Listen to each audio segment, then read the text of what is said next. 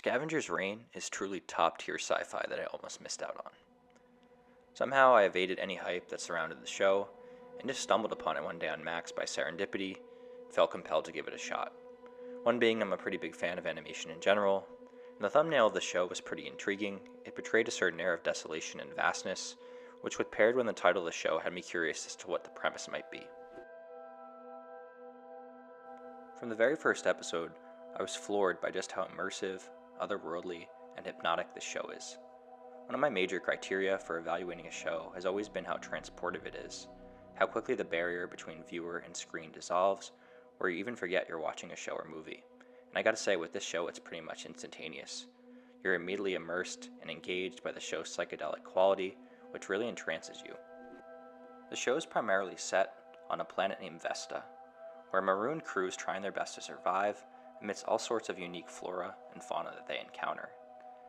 These creatures display a wide array of adaptations, similar to what you'd see in something like the Amazon rainforest, where every niche is occupied by an organism that has its own adaptation, allowing it to thrive in that specific environment, as well as in a larger ecosystem of complex and fine-tuned relationships. The showrunners and animators really do make full use of the creative license they have at their disposal here to come up with some really unique and inventive creatures. The inhabitants of this planet do feel otherworldly, each with their own unique ability and animation style, sound design, but the way the organisms connect into a larger ecosystem of the planet does mimic what we see in our own planet in nature. With all the diverse flora and fauna on this planet that exists in a complex ecosystem of relationships, it does feel like the planet of Vesta sort of takes on its own quality as a character, similar to the forest in Princess Mononoke, another one of my favorite animated features that does focus on nature. Pair the immersive and atmospheric world of Vesta with an interesting story, character depth, thematic subtlety, the show really does stand out among the modern science fiction shows of today. And there were two particular scenes that really elevate the show to top-tier fantasy among the last decade, I would say. I'm going to break those two scenes down. The first scene that really floored me was the pollination scene from episode 3. One of our maroon protagonists, Ursula, is making her way through the brush of Vesta when she encounters a tiny creature that emerges from a flower. It spawns and looks at her, acknowledges her existence, and then displays an elaborate ritual of pollinating a flower, after which it slowly decays and dies. Something about this seemingly simple exchange and encounter just feels special and even transcendental. In hyperspeed, we witness something that feels private, that we shouldn't have encountered, the life cycle of this odd little creature, including its birth, maturation, reproduction, and ultimate death. It's very hypnotic about how this alien accelerates through the cycle of its life, and just like much of the show, the organism here does have environmental mirrors in nature, where certain species do sacrifice themselves to propagate indirectly. The way Ursula is taken by awe from this creature as it accelerates through its life cycle, but struggles to articulate what she's witnessed to Sam, makes the scene all the better, as it mirrors the experience of the viewer.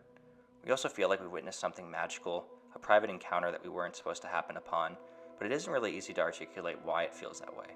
The show just thrives in showing us otherworldly, interesting things without fully over-explaining or commentating on its mystery.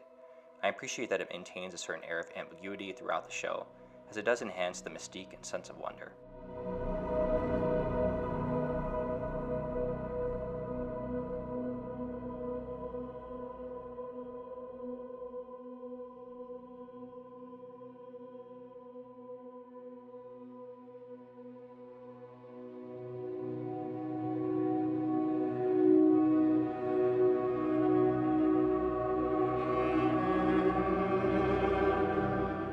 The second scene that really elevates Scavenger's Reign to top-tier sci-fi is the final showdown between Plant-Levi hybrid and the parasitic fusion of Cayman and the Hollow. It goes without saying that this is one of the strangest but most fascinating hero-villain confrontations I've ever witnessed, and something about it was truly compelling. Similar to the pollination scene, upon first watch of this final showdown sequence, I was floored and moved, but I wasn't really sure what the meaning of the scene was and why it had such an impact on me. It took some time to digest, and even now, it still maintains a certain air of ambiguity and subtlety. Upon contact, Levi presents Cayman with a vision of something resembling the Big Bang, followed by a sequence of changing atmospheric conditions and subsequent evolution of organisms we met throughout the show. There's a propulsive energy that powers through the scene, showcasing the raw force of evolution. The force feels like nature itself, guided and purposeful, with a certain harmony to it. This harmony is represented in Levi's relationship with the flora of the planet, whereas Cayman and the Hollow represent a more parasitic corruption of nature by man. The Hollow, with its telekinetic powers, is intriguing on its own, but not inherently evil. However, when paired with the neuroticism and insecurities of Cayman's mind, these powers are amplified in the worst possible ways. Together, they breed corruption and chaos, and represent an imbalance between man and nature. The harmonious balance of nature represented in Levi is overwhelmingly powerful, and will restore balance where it's been lost, and it does so by overwhelming the corruption of Cayman and the Hollow, splitting them for good. Well, that's my read on the scene at least.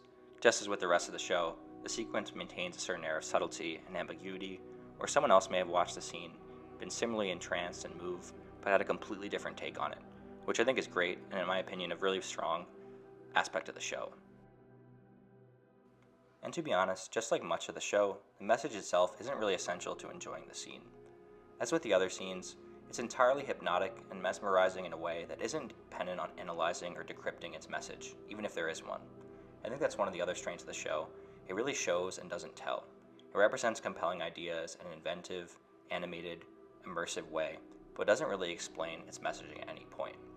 Pair this with great music and animation quality, and it makes for one of the best sci-fi shows I've watched in the last 5 to 10 years.